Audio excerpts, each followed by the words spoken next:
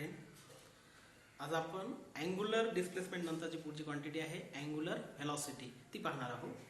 तर पुढचा टॉपिक आहे आपला अँग्युलर व्हेलॉसिटी. आपण अँग्युलर डिस्प्लेसमेंट पाहिलं आहे की जो अँगल ट्रेस केला रेडियस वेक्टरने at the centre of circle. Angular velocity आपण पाहणार आहोत, ती डिपेंड आहे अँग्युलर डिस्प्लेसमेंटवर. तर अँग्युलर व्हेलॉसिटीचे डेफिनेशन पाठ करताना आपण ओमेगा इज इक्वल टू हा फॉर्म्युला पाठ करायचा D theta upon D T. कसं वाचतात? D theta upon D T rate of change of angular displacement with respect to time. काय येते? The rate of change of angular displacement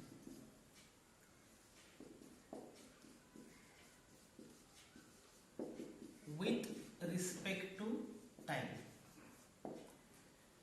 म्हणजे या ह्याच्यात आपण रेट ऑफ चेंज ऑफ घेतला कोणाचा? अँग्युलर डिस्प्लेसमेंटचा. तर आपल्याला काय म्हणते? Angular velocity. म्हणजे डेफिनेशन काय होईल? The rate of change of angular displacement with respect to time is called as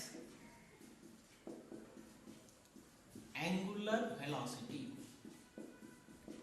आणि अँग्युलर व्हेलॉसिटी कशाने डिनोट करतात? ओमेगानं. तो डब्ल्यू सारखा दिसतो आणि त्याला काय म्हणायचं? Omega. Omega is equal to d theta upon D t. जे डेफिनेशन मध्ये दिलं फॉर्म्युल्यामध्ये आपण असं लिहू शकतो omega is equal to d theta upon D t. त्यानंतर या d theta upon D t म्हणजे काय? Change in angular displacement. आणि डी टी म्हणजे काय? Change in time. त्याला आपण असं पण लिहू शकतो theta two minus theta one. आपण t two minus t one असं पण लिहिता येते. त्यानंतर त्याचं असाइनमेंट काही सोपं आहे. फॉर्म्युला पाठ असला की आपलं असाइनमेंट पण सोपं जाते. कारण अँग्युलर डिस्प्लेसमेंटचं असाइनमेंट काय असते?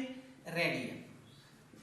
आणि टाइमचं काय आहे? सेकंड. याला आपण रेडियन पर सेकंड म्हणण्यापेक्षा रॅड पर सेकंड हे शॉर्ट मध्ये वापरलं जातं. समजा असाइनमेंट जर विचारलं आपल्याला रॅड पर सेकंड, रेडियन पर सेकंड. त्याच्यानंतर आपल्याला जर ह्याच्यात डायमेन्शन काढायचं असेल डायमेन्शन, तर डायमेन्शन सोपं आहे. या angular displacement is a dimensionless quantity. आणि टाइमचं डायमेन्शन काय आहे? टी1. पण टी1 हा डिनोमिनेटर मध्ये असल्यामुळे आपण ज्याला वर घेऊन गेलो न्यूमरेटर मध्ये तेव्हा टीचा काय होईल? त्या ठिकाणी T to the power minus one. आता एमचा पॉवर 0, एल 0 आणि T to the power minus one.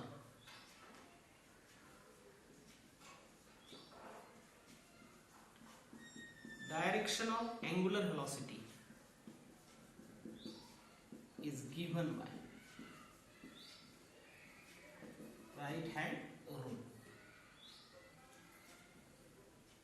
बघा सारखं आपलं सेम आहे. Direction of angular velocity is given by right hand rule and it is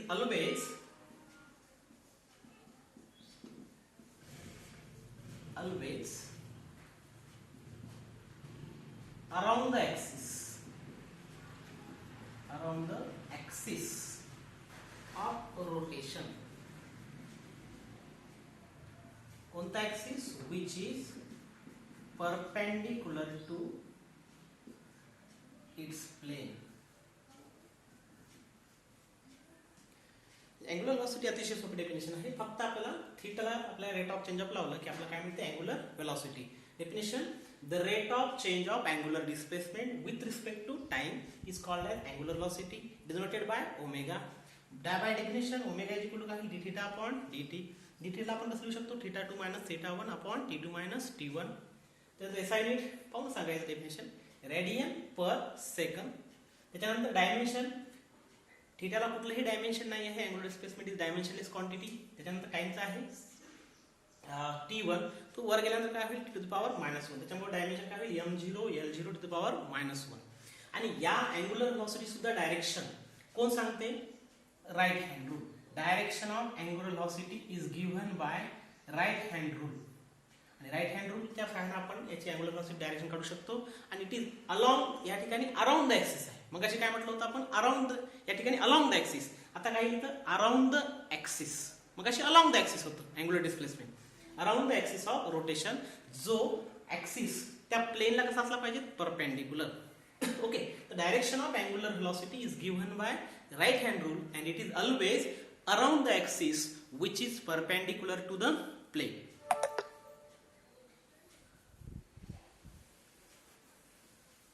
त्याच्यानंतर पुढची क्वांटिटी आहे क्वांटिटी अँग्युलर ऍक्सेलरेशन.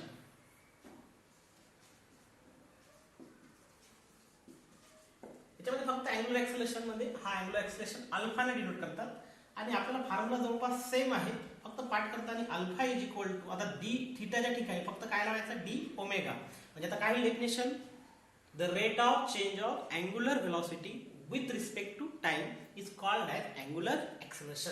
म्हणजे वरची डेफिनेशन आपण लिहू शकतो same to same, the rate of change of angular velocity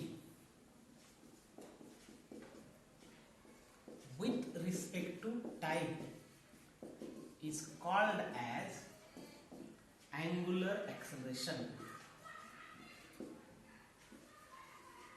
It is noted by alpha, and by definition alpha is equal to d omega upon dt. That d omega ला आपण काय लिहू शकतो, omega 2 minus omega 1 upon t2 minus t1 नुसता, किंवा t2 minus t1 च्या ठिकाणी आपण t जरी लिहिला तरी चालतो.